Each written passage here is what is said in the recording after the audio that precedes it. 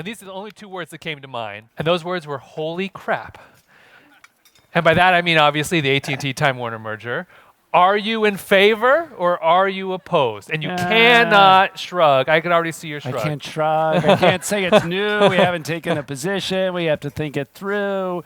But high order, as long as HBO's bits and Netflix's bits are treated the same, that would be the starting place. We really want to make sure that to the consumer, to the system, basically it doesn't give an unfair advantage to HBO over Netflix. If it's open competition, we love that. There are going to be concerns from some other content companies that they're going to get squeezed by this in distribution way?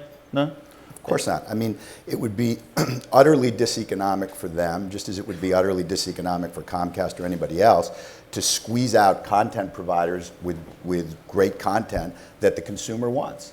AT&T, Time Warner, any interest? They're still open. There's still Microsoft has been mooted for all kinds of potential moves. Is this something that interests you? I wish them luck. It's a big man's game. It takes a lot of capital.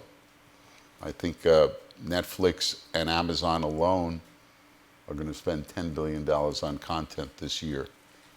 I think those numbers are climbing. They're getting too big for some of these standalone content companies.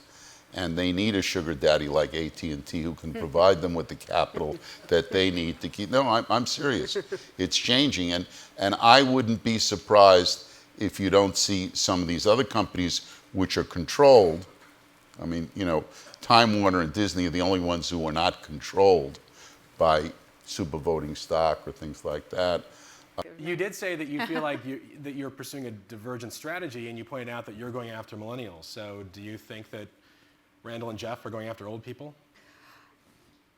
Here's what I would say. I think that they are going after a market that exists today, and we're going after where we think the market's headed. So mobile first. So we know that millennials and younger, their first point of search or interaction is on their mobile device. That's where they discover, and that's where they're watching a majority of their content. That's where they consume.